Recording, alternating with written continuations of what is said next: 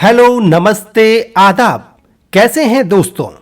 स्वागत है आपका लाइफ चेंजिंग स्टोरीज में। अमेरिकन फिल्म मेकर, कंपोजर और comic book writer Joss Whedon का एक मशहूर वाक्य है। वो कहते हैं, if you can't run you crawl, if you can't crawl you find someone to carry you. इसका अर्थ है, अगर आप दौड़ नहीं सकते तो आप रेंगो, यदि आप रेंग नहीं सकते तो आप किसी को तलाशो जो आपको उठाकर आगे ले जा सके।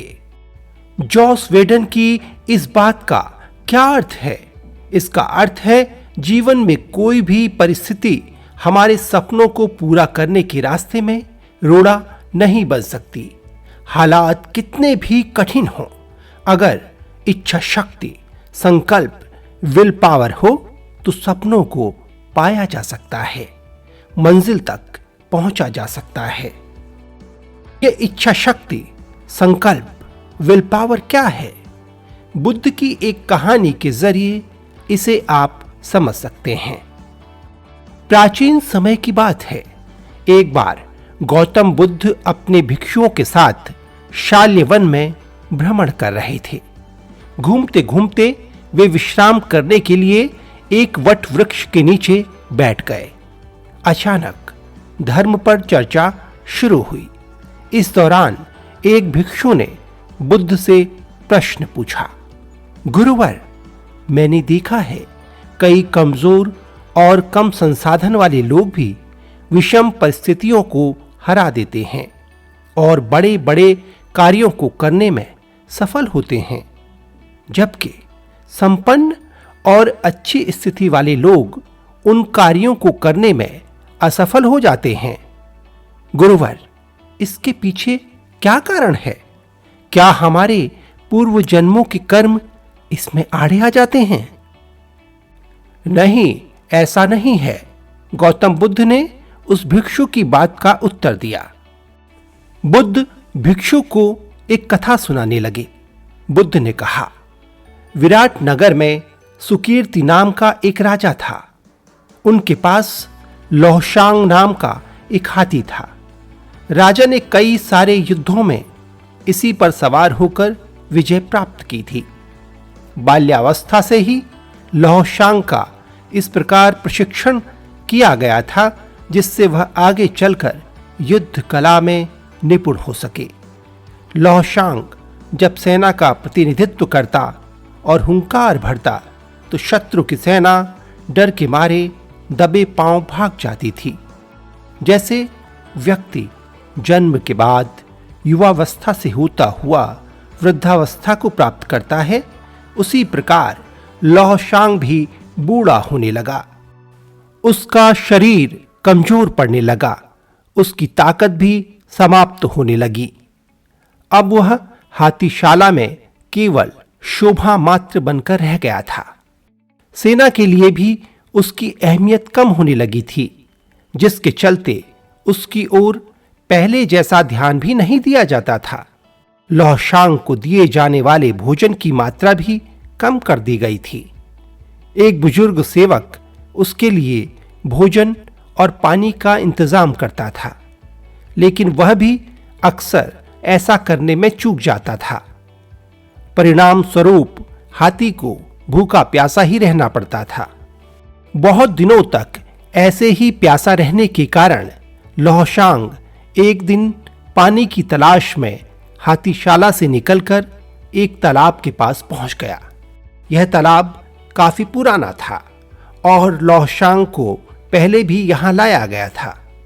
तालाब के पास पहुंचकर लौहशांग ने भरपेट पानी पिया, फिर उस जल में स्नान करने लगा।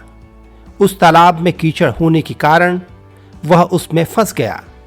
वह जितना भी उस तालाब से निकलने का प्रयास करता, उतना ही उसमें फंसता चला गया। अंत में वह हाथी गर्दन तक कीचड़ में फंस गया। तब राजा को यह खबर दी गई। उन्हें यह सुनकर बहुत दुख हुआ। उन्होंने हाथी को निकालने के लिए बहुत कोशिश की, लेकिन सभी प्रयास विफल हो गए। उसकी यह दयनीय दशा देखकर वहां मौजूद लोग निराश हो गए थे। जब एक के बाद एक सभी प्रयास निष्फल होने लगे तो एक बुद्धिमान मंत्री ने उपाय सुझाया, जिसके बाद हाथी को बचाने वाले सभी लोगों को वापस बुला लिया गया और उन्हें सैनिकों की तरह सुसज्जित किया गया और युद्ध का वातावरण बनाया गया। लौशांग के सामने युद्ध के नगाड़े बजने लगे और सेना इस प्रकार इधर उधर कूच करने लगी जैसे वे शत्रु के पक्ष से हों और उसकी तरफ आक्रमण करने के लिए आगे बढ़ रहे हों। यह देखकर अचानक लौशांग में न जाने कैसे जोश आ गया और उसने बहुत जोर से हुंकार भरी। वह अपनी ओर बढ़ रहे सैनिकों पर आक्रमण करने के लिए पूरी ताकत से गर्दन तक फंसे कीचड़ को खदेड़ता हुआ तालाब के किनारे जा पहुंचा। उसके बाद उसे सैनिकों पर आक्रमण करने से पहले बहुत मुश्किल से नियंत्रित किया गया। यह कथा समाप्त करते हुए गौतम बुद्ध ने कहा, भिक्षुओं, इस संसार में सबसे अधिक महत्वपूर्ण मनोबल है। यदि किसी व्यक्ति में मनोबल जाग उठे तो दुर्बल और हारा हुआ व्यक्ति भी असंभव को संभव करके दिखा सकता है और मुश्किल से मुश्किल सफलताएं हासिल कर सकता है। इसीलिए तो कहा गया है, मन की हारे हार है और मन के जीते जीत। यानी अगर कोई व्यक्ति मन में ठान ले कि उसे जीतना ही है तो कितनी भी विषम परिस्थिति हो, उसे विजय प्राप्त करने से कोई रोक नहीं सकता। इसलिए हमेशा खुद पर विश्वास रखिए, सफलता अवश्य मिलेगी।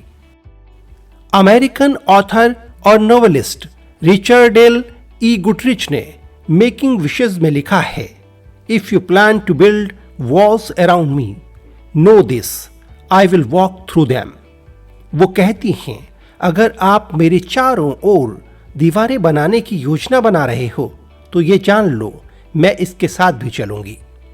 साथियों, संकल्प, इच्छा शक्ति, विल पावर ऐसी ही बात है, यानी किसी हाल में हार नहीं माननी है। दोस्तों, सब कुछ मन पर निर्भर करता है। जो व्यक्ति पहले मन में किसी समस्या पर विजय प्राप्त करता है वह व्यक्ति व्यावहारिक रूप में भी सफल होता है।